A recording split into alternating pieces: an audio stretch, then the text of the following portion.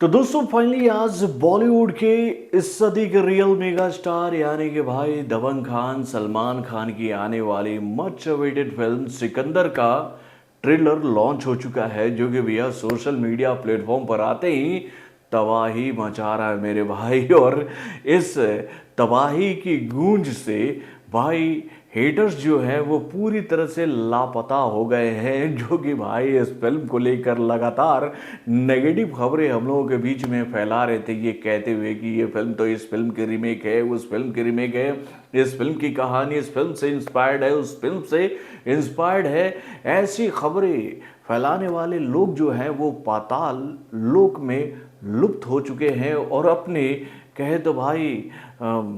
आंसुओं को छुपाते फिर रहे हैं कि भाई कैसे वो अपने दिल के जख्म दुनिया को दिखाएं कि भाई अब हमारा क्या होगा। तो छोड़ते हैं यार हेटर्स को, अब हम लोग बात करते हैं भैया सिकंदर के इस शानदार ट्रेलर की, जिसका फाइनल ब्रेकडाउन अब मैं आप लोगों के सामने रखने वाला हूं, जिसके माध्यम से मैं आप लोगों को ये बात बताने की कोशिश करूंगा कि भाई इस फिल्म के ट्रेलर को तो मैंने लगभग अभी तक 50 से 60 बार देख लिया है मेरे भाई। और मुझे लग रहा है कि आप लोगों ने भी इस फिल्म के ट्रेलर को तो इतनी बार देख ही लिया होगा। और जब आप लोगों ने इस फिल्म के ट्रेलर को इतनी बार देखा होगा तो आप लोगों ने भी इस फिल्म के ट्रेलर में कुछ ऐसी बातें नोटिस की होंगी जिसको देखकर आप लोगों को ऐसा लग रहा होगा कि भाई ये वो पॉइंट है इस फिल्म के जो कि भैया हम सभी का कहे तो भैया दिमाग पूरी तरह से घुमा कर रख देगी सिनेमा घरों में कि भैया फिल्म की कहानी तो अच्छी होगी, हम लोगों ने तो अंदाज़ा लगा लिया था इस फिल्म के ट्रेलर को देखकर,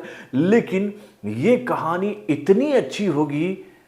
आज जाकर समझ में आ रहा है इस फिल्म को सिनेमा घरों में देखकर। ये मूवमेंट आप लोगों के पास आने वाला है सिकंदर के लिए। मैं आप लोगों से ये बात क्यों कह रहा हूँ, चलिए इस फिल्म के ट्रेलर के फाइनल ब्रेकडाउन के माध्यम से आप लोगों को मैं समझाने की कोशिश करता हूं कुछ पॉइंट्स के माध्यम से। हेलो फ्रेंड्स, मैं हूं नरेंद्र और मैं आपका एक बार फिर से स्वागत करता हूं हमारे चैनल यानी कि फिल्मी चाचा में। तो दोस्तों सीधा बात करते हैं हम लोग सिकंदर के ट्रेलर की। तो दोस्तों आप लोगों ने जब इस फिल्म के ट्रेलर को देखा होगा तो भाई इस फिल्म के ट्रेलर की शुरुआत कैसे होती है, तो भाई पुलिस स्टेशन का नोटिस बोर्ड जहां पर सलमान खान का फोटो लगा हुआ है और इस फोटो को दिखाते हुए वॉइस ओवर चल रहा है कि भाई 5 साल में इस बंदे के ऊपर में 49 से ज़्यादा केसेस दर्ज हुए हैं। तो भाई क्या सलमान खान एक वांटेड के किरदार में इस फिल्म में नज़र आने वाले हैं? और अगर वो वांटेड हैं तो क्यों है? क्योंकि जैसे ही ये सीक्वेंस पार होता है कि उसके बाद ही यानी कि भैया ये जो पहला पॉइंट हम लोग के सामने आता है पुलिस स्टेशन वाला, उसी के साथ ही ये वॉइस ओवर हम लोग के सामने आता है कि भाई सिकंदर जो है वो राजकोट के राजा हैं, जहां पर लोग उनको सिकंदर के नाम से जानते हैं और उनके जो करीबी लोग हैं उनको संजय के नाम से जानते हैं। और ट्रेलर में ये डायलॉग भी हमें रश्मिका मंदाना के माध्यम से सुनने को मिलता है कि भाई दुनिया तुम्हें सिकंदर के नाम से बुलाती है, तुम्हें राजा मानती है, लेकिन तुम्हारा संजय नाम ही मुझे काफ़ी पसंद है। तो भाई अगर सलमान खान के 2 किरदार हैं तो भैया वो 2 किरदार क्यों है, इस बात को समझने के लिए आपको जाना पड़ेगा सिनेमा घरों में इस फिल्म को देखने के लिए। उसके बाद भैया सलमान खान की ये 2 किरदार क्यों है, तो उसको लेकर दूसरा पॉइंट हम लोगों के सामने आता है इस डायलॉग के साथ कि भाई सच्चे दिल से की गई हुई 100 गलतियों को माफ़ किया जा सकता है, लेकिन सोची समझी साजिश के तहत अगर की गई गलती को अगर आप माफ़ करने की बात करोगे तो हम माफ़ नहीं करते हैं। यानी कि सलमान खान का किरदार यहाँ से ये क्लियर होता है कि भाई सलमान खान अच्छों के लिए अच्छा और बुरों के लिए बुरा होने वाला है इस फिल्म में। तो भैया वो अच्छों के लिए अच्छा और बुरों के लिए बुरा कैसा होगा, कैसे होगा, इस बात को समझने के लिए आपको जाना पड़ेगा इस फिल्म को सिनेमा घरों में देखने के लिए। उसके बाद भैया इस फिल्म का ट्रेलर जैसे ही आगे बढ़ता है कि उसी के साथ ही हम लोगों के सामने एक पॉइंट ऐसा आता है जिसको देखकर आप ये बात समझ लेंगे कि भाई ये वो पॉइंट है इस फिल्म का जो कि भैया हमें बताएगा कि अब इंटरवल होने वाला है। यानी कि भैया सलमान खान एक रेलवे स्टेशन के बाहर खड़े हैं और उनके सामने से एक ट्रेन जो है वो बहुत ही तेज़ी से गुजर रही है। और इस सीक्वेंस को देखने के बाद ऐसा लगता है कि भैया सलमान खान की निगाहें जो है वो किसी अपराधी को ताड़ रही है और वो अपराधी जो है वो उसके हाथ से निकल चुका है और उसको पकड़ने के लिए सलमान खान मुंबई पहुंच रहा है। तो भाई ये डायलॉग भी आप लोगों ने सुना होगा इस ट्रेलर में कि मैं मुंबई आ रहा हूं। तो भैया सलमान खान किसको पकड़ने के लिए मुंबई आ रहे हैं, किसको पकड़ने के लिए, वो बंदा कौन है? अब ये जो सवाल आपके सामने आ रहा है ना, इसको लेकर दो हिंट आपको इस फिल्म के ट्रेलर में देखने को मिलेगा। एक शॉट हम लोगों के सामने आता है प्रतीक बब्बर वाला, जिसको सलमान खान मारते हैं, तोड़ते हैं, फोड़ते हैं, तो उसके साथ ही रश्मिका मंदाना का डायलॉग आता है कि ये किसी ना किसी हर दिन किसी ना किसी को तोड़ता है, फोड़ता है। और उसके बाद भैया अंजलि धवन का वो सीक्वेंस, अंजलि धवन को लेकर ये बात हम लोगों ने आपको बताई भी थी ना कि ये वो इस फिल्म की मेन कहे तो भैया कलाकार होंगी, जिनकी वजह से इस फिल्म की कहानी में एक अलग मोड़ आएगा। और हम लोग ये बात देखते हैं कि अंजलि धवन के साथ में कोई बंदा जो है वो बदतमीजी करने की कोशिश कर रहा है, जिसका बदला सलमान खान उसको जिम में पीट कर कर रहे हैं। और भाई जब इस बंदे की पिटाई होती है तो उसके साथ ही सत्यराज का चेहरा हम लोगों के सामने आता है, जो कि बहुत ही खूंखार और बहुत ही डरावना नजर आ रहा है, जो कि ये बात कहता है कि भैया मैं इन तीनों को काट कर रख दूंगा। तो भाई सत्यराज किन तीन लोगों को काटने की बात कर रहा है? तो भाई ये सीक्वेंस जब हम लोग के सामने चल रहा है तो भैया मुंबई, जो कि मुंबई में आने की बात कर रहे थे सलमान, वो पहुंच जाते हैं मुंबई में। और वो पहुंचते हैं मुंबई के एक स्लम एरिया में, जहां पर वो पहुंचकर कई गरीब गुरबा लोगों की मदद कर रहे हैं, जिनको सांस लेने की तकलीफ है। वहां पर कई सारे एम्बुलेंस की गाड़ियां लगी हुई हैं। और ये डायलॉग हम लोग के सामने आता है सलमान, जिसमें ये बात कहते हैं कि भैया अगर आप लोगों के पास में संसाधन नहीं है तो आप मुझसे कहिए, मेरे पास इतने संसाधन है कि मैं दिन में 10 बार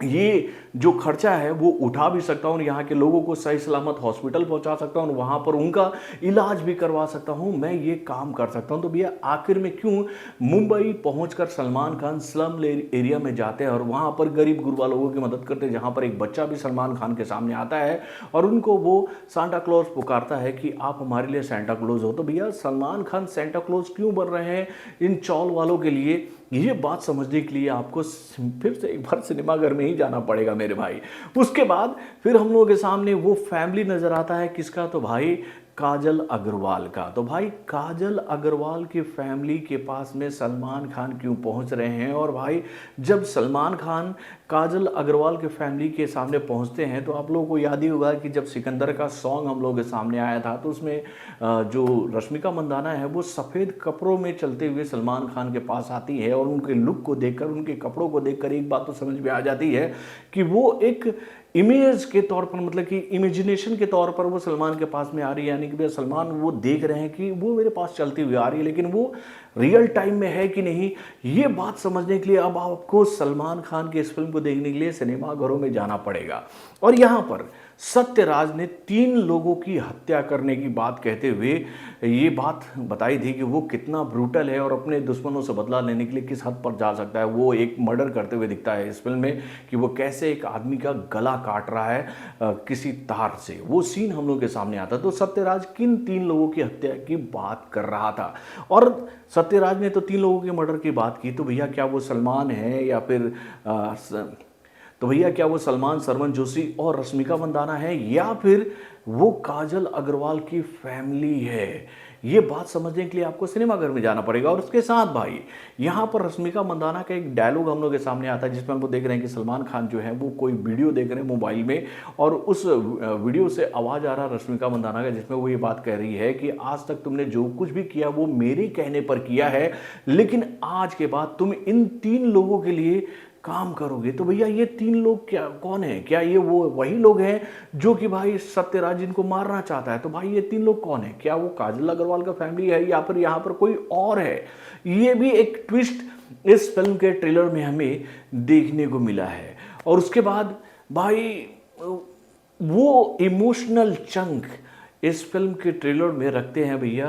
इस फिल्म के डायरेक्टर यानी कि AR मुरुगदोस, जिन्होंने भाई इस सीक्वेंस को रखकर कंफ्यूज कर दिया यार हम लोगों को कि भाई क्या वाकई में इस फिल्म में रश्मिका मंदाना जो है वो मरने वाली है। क्योंकि भाई आप लोगों को याद ही होगा कि एक खबर हम लोगों के सामने आई थी कि भैया इस फिल्म में एक ज़बरदस्त सीक्वेंस फिल्माया गया है हाल फिलहाल में सलमान खान और रश्मिका मंदाना के बीच में, एक होटल में एक होटल में ये सीक्वेंस फिल्माया गया, 5 स्टार होटल में ये सीक्वेंस की शूटिंग हुई थी। सबसे आखिरी में ये बात आप लोग के सामने आई थी कि भैया लता मंगेशकर का एक आइकॉनिक सॉन्ग इस्तेमाल किया गया इस फिल्म में, और वो सॉन्ग जो है वो गाने के रूप में इस्तेमाल नहीं किया गया। रश्मिका मंदाना जो है वो गुनगुनाते हुए गाना गा रही है कि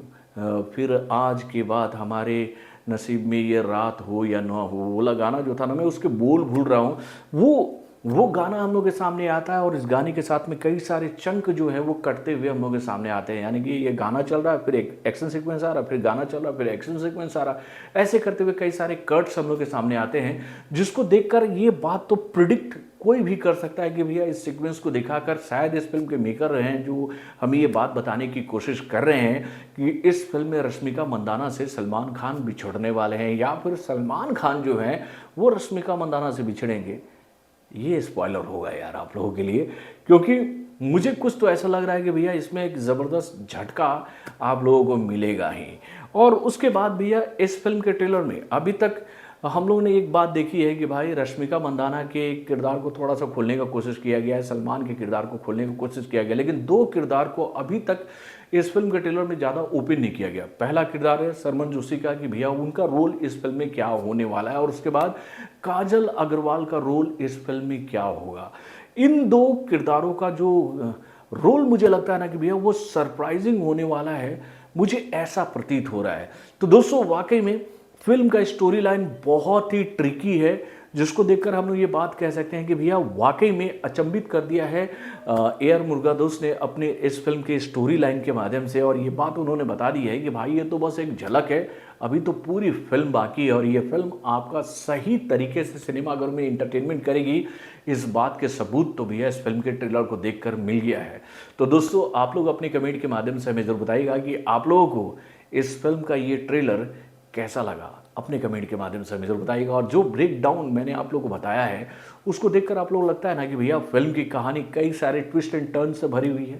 तो बॉलीवुड से जुड़े और भी कई सारे खबरों को जानने के लिए हमारे चैनल यानी कि फिल्मी चाचा को लाइक सब्सक्राइब करना ना भूलिएगा, और हमारे अपडेट्स को जानने के लिए बेल आइकन को जरूर दबाइएगा।